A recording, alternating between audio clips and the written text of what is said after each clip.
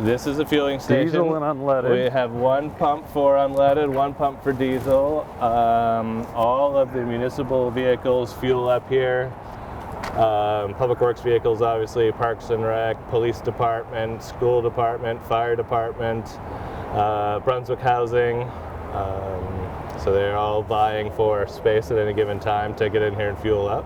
And it's not exactly conveniently located in front of the doors to the garage. It does. It's good of you to point out that it's got a poor location. It's right in the middle of all of our activity on any given day. And I really like what you did with the canopy. The invisible canopy that we have here for does fueling in the inclement weather. Yeah. Yes, not that anyone's complained about it, but it, you know, most fueling islands these days have canopies over them. Yep. For and they rain, also snow. have, but they also have that in there for fire protection purposes, right? That's right.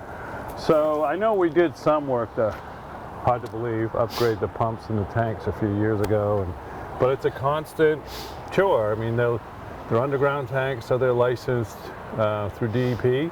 Correct. Maine Department of Environmental Protection, and then of course we have to fill reports out every year regarding the tanks and the condition of the tanks. They have to be inspected. Obviously no one wants a groundwater issue or a spill here, so correct. Certainly we could improve the surface around here for containment and that type of thing. But no, absolutely.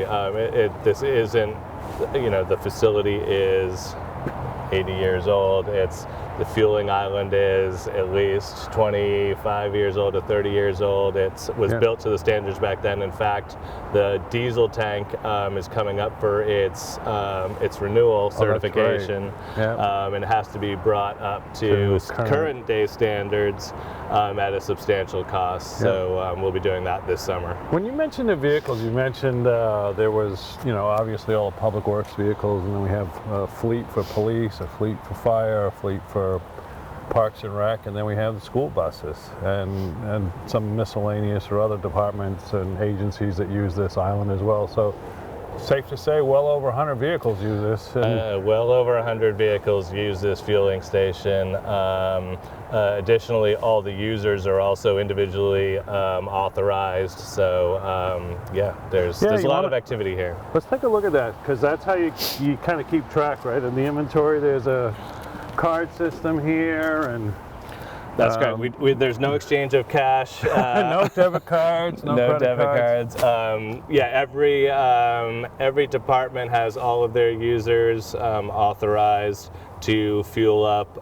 It's all coded when they get here. They punch in on the keypad who they are, what vehicle it is, and that's how we bill out at the end of the month. So how is the price of gas and diesel affected Public Works this year? Well, the price of fuel, in particular diesel, has gone through the roof.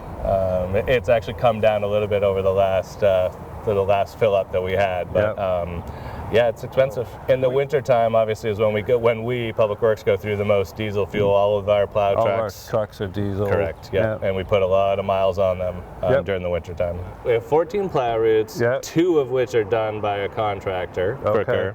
But then we also have the sidewalks, sidewalk routes. Okay. Plus, we also have the municipal parking lots. Yeah. The expectation is that everything is all done within within hours after the storm. So most of the guys last storm were here for